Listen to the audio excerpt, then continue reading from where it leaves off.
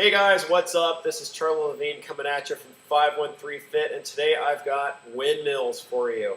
This is one of my all-time favorite movements for shoulder mobility and stability. Also a really good shaping exercise there. Awesome for core stability, working your side waist, working your glutes. They're firing as well. Hamstrings, really total body exercise in one movement. It's also a bit misunderstood, so I'm going to break this into parts and then put it back together. So, first up, the idea is it's a hip hinge. You're not trying to rainbow or bend. You're actually hinging your hips. So I'm going to demonstrate here. My toes are pointed straight ahead. Points of my hips, shoulders. I'm just going to pull this guy right here. So I'm simply hinging back. Everything's all lined up. If you struggle with the hip hinge, take this guy back here so he's against your tailbone. Right here against the shoulders. Hinge. Just get a sense of that first. Then, the idea is you simply turn the base a little bit and then adjust it, and then you're able again to hinge without trying to rainbow your spine. So from here, same setup. I start with my heels, on about the same line. My back leg comes forward just a little bit, and they're offset. They're about 45 degrees. So again, there's this. I hinge. Nice straight back. Now let's add in the arms. Top arm comes up, bottom arm comes down. So I'm squeezing the handle, my shoulders anchored in, lats are firing, side of the ribs right there. On the other hand, extend your fingers or else do a tight grip and simply come down. Both palms are facing forward and then up. So my back never really bent.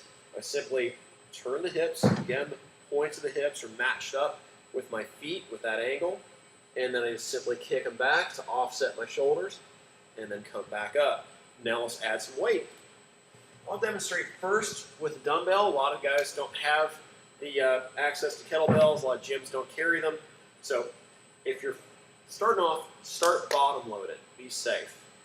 So again, footwork, pretty much the same thing.